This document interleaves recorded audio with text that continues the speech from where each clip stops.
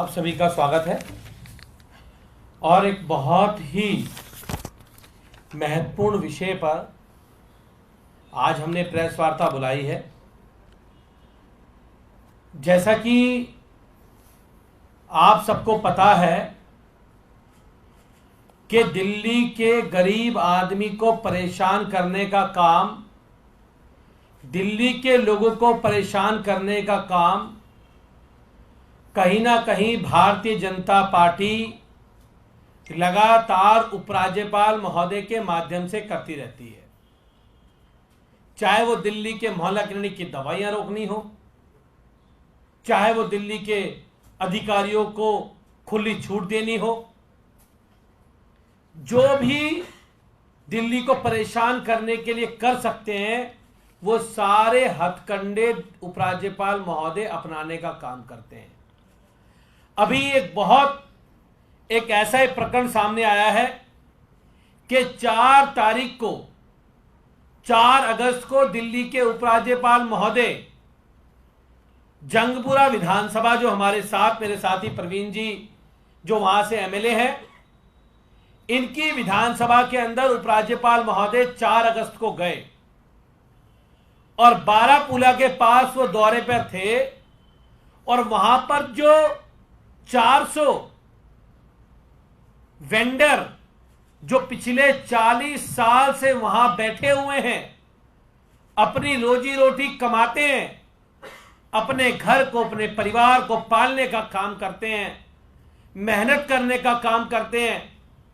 40 साल से वो लोग बैठे हुए थे, वहां पर अपना काम कर रहे थे, लेकिन एलजी साहब के एक झटके के एक दौरे ने उन 400 रेडी पटरी वाले लोगों को उनके धंधे से, उनके काम से, उनके रोजगार से बेघर करने का काम किया, उनके बच्चों को भूखा मारने का काम किया और उनके एक आदेश पर,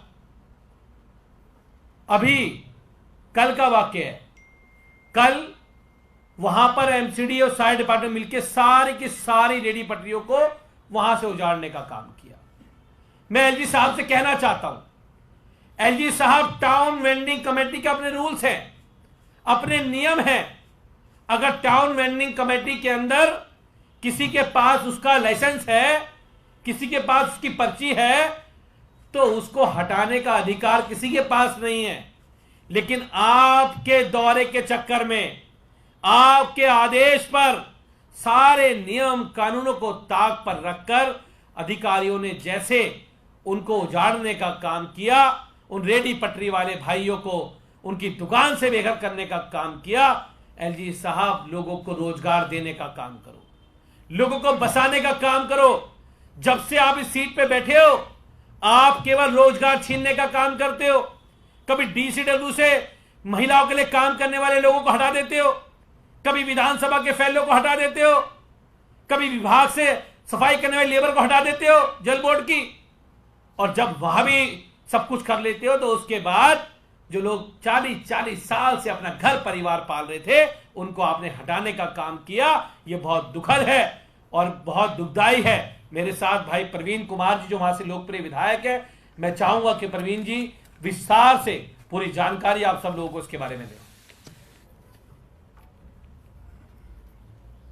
परसों दिल्ली के लेफ्टिनेंट गवर्नर बारापुला जो पुल है उसके ऊपर आए 4 तारीख को, और 4 तारीख को किसी लाट साहब की तरह, किसी तानाशाह की तरह, किसी शहंशाह की तरह उन्होंने उंगली दिखा के, उन्होंने हाथ दिखा के वहाँ पे जो गरीब लोग बैठे हुए थे, वहाँ पे जो ईमानदारी से अपनी रोजी रोटी चला रहे थे, उन लोगों को उजाड़ने का काम, उजाड़ने के आदेश जो है वो विभाग को ऑन द स्पॉट दिया और ये भी कहा कि कल तक इन सारे लोगों को यहां से उठा के फेंक दो और ये पूरी जगह खाली चाहिए।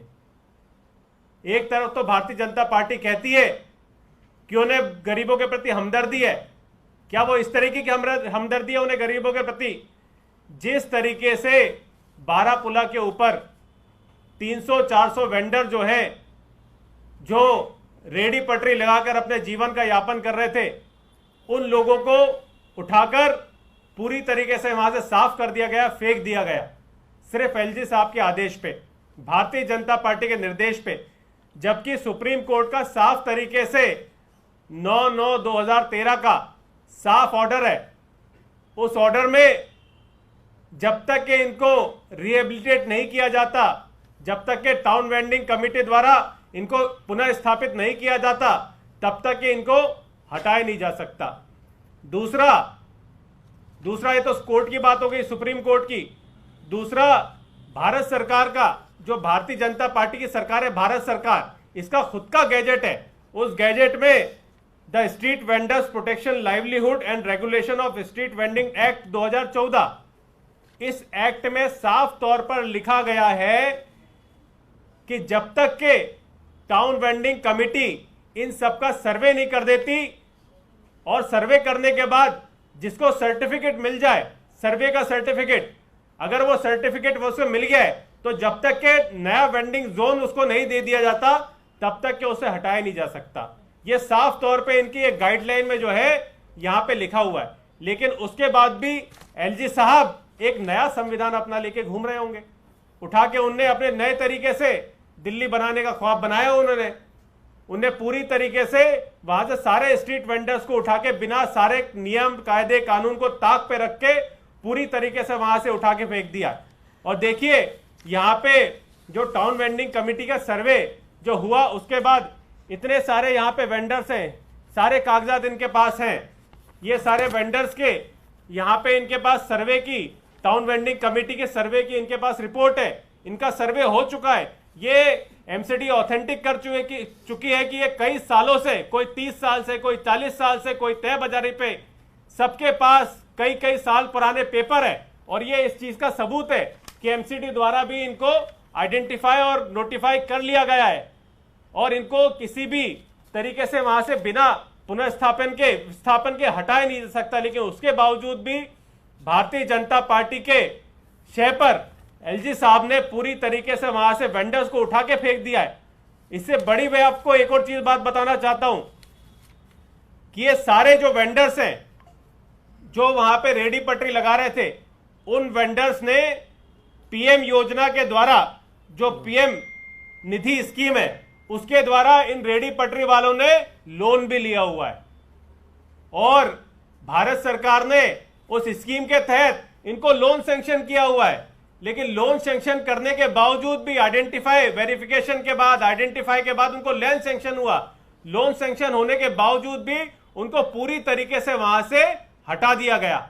किस तरीके की अराजकता जो है वो हिंदुस्तान में चल रही है, किस तरीके की अराजकता जो है वो भारतीय जनता पार्टी के राज में एलजी साहब के द्वारा हो रही है, इसकी घोर निंदा जो है हम करते हैं। मैं 3 सवाल जो है भारतीय जनता पार्टी से यहां पे पूछना चाहूंगा, एलजी साहब से यहां पे पूछना चाहूंगा, क्योंकि एलजी साहब के पीछे जो है भारतीय जनता पार्टी और केंद्र सरकार के शय पे सारा काम हो रहा है। मैं इनसे पूछना चाहूंगा, जब देश में इतनी बेरोजगारी है, जब देश में हाहाकार है, एक तरीके से ना ये रोजगार दे पा रहे, उस समय पे इतने सारे वेंडर्स के जो स्वरोजगार है, उनके खुद के रोजगार है, उनके सरकार का कोई लेना देना नहीं है, उसके बाद भी इनके रोजी रोटी को छीनने का काम भारतीय जनता पार्टी ने क्यों किया। दूसरा सवाल मैं पूछना चाहता हूं कि अब जो पीएम सेवा निधि से इनके ऊपर जो लोन मिला है, क्योंकि अब रोजी रोटी तो इनकी बची नहीं, पूरी तरीके से उनको उखाड़ के इनको फेंक दिया गया। पूछना चाहता हूं, क्या अडानी की तरह इनका भी लोन जो है वो वेव ऑफ होगा? बड़े बड़े उद्योगपतियों का तो लोन जो है वो वेव ऑफ हो जाता है, लेकिन क्या इन गरीबों के जो लोन जो है वो वेव ऑफ होगा? क्या इनके घर पे किसी तरीके के लोन वसूल करने वाले गुंडे नहीं आएंगे? भारतीय जनता पार्टी क्या इसकी गारंटी दे सकती है? तीसरा सवाल पूछना चाहूंगा, भारतीय जनता पार्टी चुनाव के समय जो है गरीबों की मदद करने की कहती है, लेकिन चुनाव के बाद जो है वो सिर्फ मदद जो है वो जुमले में साबित हो जाती है। क्या सिर्फ गरीबों को वोट लेने के लिए भारतीय जनता पार्टी यूज करती है, उपयोग करती है? मैं सवाल भारतीय जनता पार्टी से पूछना चाहूंगा। देखिए, चुनाव से पहले तो इन सबको इकट्ठा कर मोदी जी की रैली में लेके जाया जाता था, और चुनाव में तो ये वोटर थे, और चुनाव खत्म होते ही ये अवैध हो गए। क्या खेल है भारतीय जनता पार्टी का। और मैं तो पूछना चाहता हूं, सांसद महोदय कहां हैं? जिन सांसद महोदय को जनता ने वोट देकर जिताया, वो सांसद महोदय एलजी के साथ मिलकर इनको उजाड़ने का काम कर रहे हैं। ऐसा मत करिए, इन लोगों की बद्दुआएं लगेंगी आप लोगों को। इनके परिवार की रोजी रोटी छीनने का काम किया आप लोगों ने। और लोन देते हो, लोन भरेंगे कहां से? रोजगार है नहीं। तो आज जो हालात दिल्ली के अंदर एलजी महोदय कर रहे हैं, इन गरीब लोगों को परेशान कर रहे हैं, उसकी हम कड़ी निंदा करते हैं। और एमसीडी पुनः इन लोगों को वहां पर लगवाने का, इनकी रेडी पटरियों को लगवाने का काम करे, ये हमारा उनसे कहना है। और किसी का कोई सवाल है तो प्लीज। जी, आपके क्षेत्र का ये जो नाली में मां और बेटे डूबकर मर गए थे, उसमें हाईकोर्ट ने आज सुनवाई की थी और एमसीडी और डीडीए को जमकर फटकार लगाई है और कहा है कि वहां पर जो नाला है उसको ढकने का कार्य किया जाए, जो अतिक्रमण है उसको हटाया जाए। उस पर क्या? देखिए, हमने पहले भी कहा था कि जहां पर वो माँ बेटे की डेथ हुई है, मृत्यु हुई है, वो नाला डीडीए के पास है। और डीडीए वो एजेंसी है जो सीधे तौर पे एलजी साहब को रिपोर्ट करती है। तो एलजी साहब तो डीडीए के सीधे तौर पे मालिक है। हमने कहा था उन अफसरों के ऊपर कार्रवाई करने का काम करें, लेकिन वो अपने चहेते अफसरों पे कार्रवाई नहीं करेंगे, गरीब रेडी पटरी वालों पे कार्रवाई करेंगे। उन अफसरों पे कार्रवाई नहीं करेंगे एलजी साहब जिनकी वजह से, नाकामी की वजह से, उस डीडीए के अफसरों की नाकामी की वजह से मां बेटे की मौत हो गई। उस पर कब कार्रवाई करेंगे एलजी साहब? लेकिन नहीं, लाट साहब जाएंगे और जाके देखेंगे रेडी पटरी लगी हुई है, इनको उजाड़ दो। ये नहीं सोचेंगे। अगर आप एक संवैधानिक पद पे बैठे हो तो ये सोचो कि उनको बसाओगे कैसे, उनको रोजगार कैसे दोगे, ये सोचो। ये उजाड़ना तो बहुत आसान है, आदेश देना, बसाना बहुत मुश्किल है। रोजगार छीनना बहुत आसान है, रोजगार देना बहुत मुश्किल है। तो एलजी साहब, रोजगार देने पे काम करो, लोगों को बसाने पे काम करो, उनको उजाड़ने पे काम मत करो। डीडीए कह रहा है एमसीडी का नाला चालू लगा था। कोर्ट ने एमसीडी को भी इस मामले में फटकार लगाई है, एमसीडी से भी। देखिए, मैं कहता हूं जिसकी भी जिम्मेदारी है, जिस जगह वो घटना हुई वो जिम्मेदारी डीडीए के पास है और नाला डीडीए का है, डीडीए उसको बना रहा है। और इससे बड़ा सबूत क्या होगा कि आज घटना होने के एक हफ्ते बाद भी भाजपा का कोई नेता प्रदर्शन करने नहीं गया, किसी नेता ने प्रोटेस्ट नहीं करा, किसी नेता ने हल्ला नहीं काटा। तो आप समझ जाइए कि दाल में काला नहीं है, पूरी दाल ही काली है। वो नाला डीडीए का है, इसलिए भारतीय जनता पार्टी के लोग अपने घर में छुपक के बैठे हुए, वरना सारे बाहर प्रदर्शन कर रहे होते। धन्यवाद।